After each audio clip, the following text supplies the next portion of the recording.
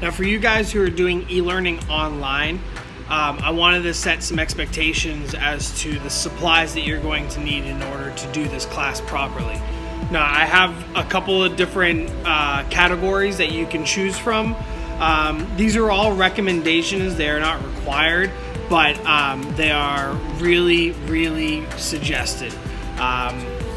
First of all, you won't be able to do any artistry if you don't have the art supplies needed. Now, of course, you can get away with a lot with very basic supplies, and that's why I have a couple of categories here for people who are just kind of interested in art, and then I have another category for people who are like really interested in choosing art as almost a career in the rest of their lives, or just somebody who's a hobbyist and really likes to do artistry and wants to kind of explore all the different mediums, which are the different supplies that you need in order to do different types of artistry. So let me start off with the supplies, the basic supplies that you'll need. So the very first thing you're going to need in order to take an online class is you're going to need either a school-loaned laptop or a desktop or some sort of computer to take these classes at home. Please do not assume that you're going to be able to take all of these classes, including mine, via your cell phone. You will not have the same access to all the same programs. You will not have the ability to type documents or get into Excel spreadsheets or do PowerPoint presentations. It will be extremely difficult to take your class online via phone. You and your family have made the choice to stay home, and I'm glad that you've made that choice. But don't expect to be able to skim by with the very minimal of supplies and technological needs. The school will provide a laptop for you. You just need to talk to the school, contact them, and they'll get a laptop sent to your home for you, or you can have one. You can pick one up. So please make sure that you have a laptop. It doesn't have to be Mac. It can be PC. It can be whatever one you want. But you do need to have a computer in order to access everything that this class has to provide. As far as artistry stuff, so the very basics that I need from you guys for these classes are going to be a notebook, a lined paper notebooks that you can take notes in. It can be a composition book like this, or you can just get a regular notebook or like a 3-ring binder or anything like that, but something that has the ability to write notes in.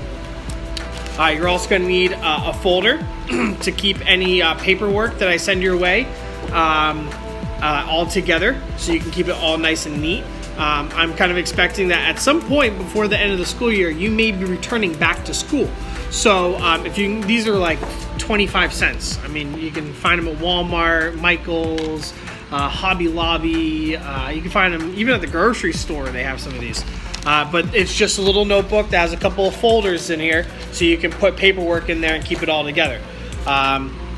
So those are the two first items. You're definitely going to need a pencil. I would suggest a pen as well. You're going to need an eraser. There are many different types of artistry erasers. There's the traditional pink rubber eraser. There are what's called gum erasers. They're stretchy, and then you kind of like tack the surface to remove little bits of pigmentation. And then there's what's called a gum eraser. And these gum erasers are very, very brittle, and they break very easily, but they work really well depending on the type of medium you're working with. Sharpie marker. I would definitely suggest to get a box of Sharpie markers, or at least a couple of them. They're the fat ones that are really good for coloring up surface space, so if you need to like color something really jet black. There's the traditional one, the fine tip marker that has a point to it. These are really good for outlining things and giving kind of like a bold edging. And then my personal favorite are the fine tip ones that have a super fine tip on the top.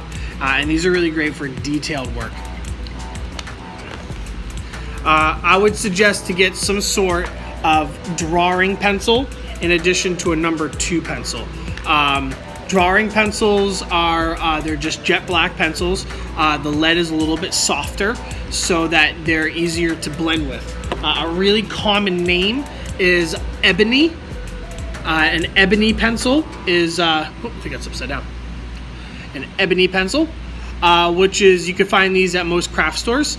They're very inexpensive. They're very soft lead, and they make it really easy to blend different types of shades together.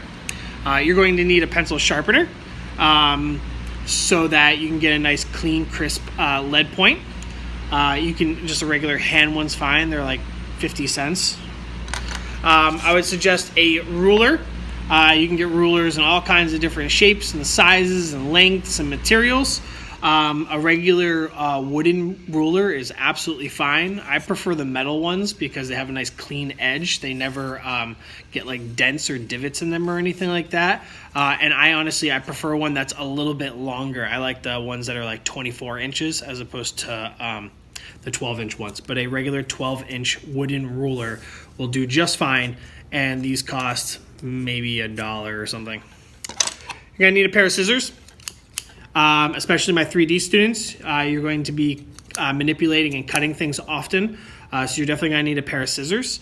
I like the longer ones because they have a longer cut to them. It makes it a little bit easier to manipulate. The small ones that are like little kid safe, that have the rounded tops to them, they're a little bit harder to manipulate. So I would suggest the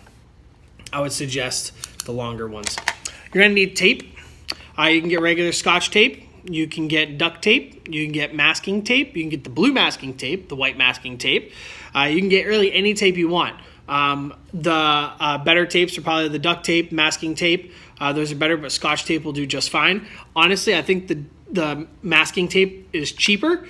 The Scotch tape typically is a little bit more expensive, I think. And the last thing you're going to need is, I would suggest to get a drawing book. Something that has some decent, clean, white paper. This is a watercolor book. I wouldn't suggest this for drawing because the texture of the paper is really rough. I would get a drawing book. They come in an array of different types of drawing books. You can get them for very cheap at Walmart. And you can get really nice ones over at like Michael's or Dick Blick's or something like that. Bristol paper is probably by far the most superior paper when it comes to drawing, but it's pretty expensive. I think the last time I bought a Bristol booklet, it cost me like $25 or $30 for like maybe 30 pages of Bristol paper. It's very soft, it's very smooth and very clean.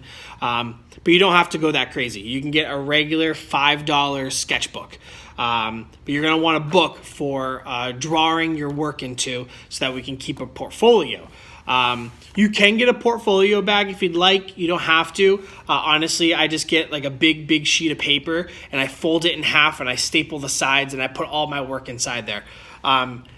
I rarely keep all my work inside my book because I change my ideas too much and I change my medium too much, meaning like some days I'll work with pen or marker and the next day I'll work with pencil, and then all the pencil stuff will smudge on my perfectly like balanced and clean marker work. So I like to kind of tear my pages out and put them in a portfolio. But have a place to put your work.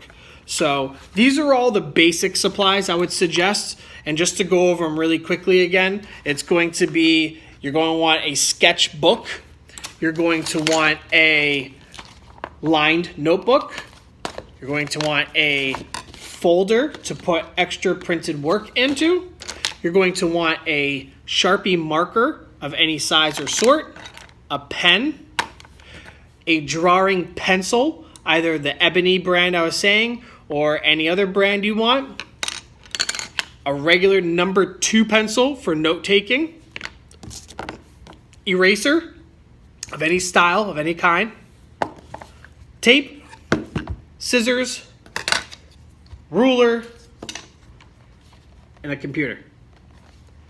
Those are going to be all the basic needs that you need in order to, the basic supplies you're going to need in order to take this class.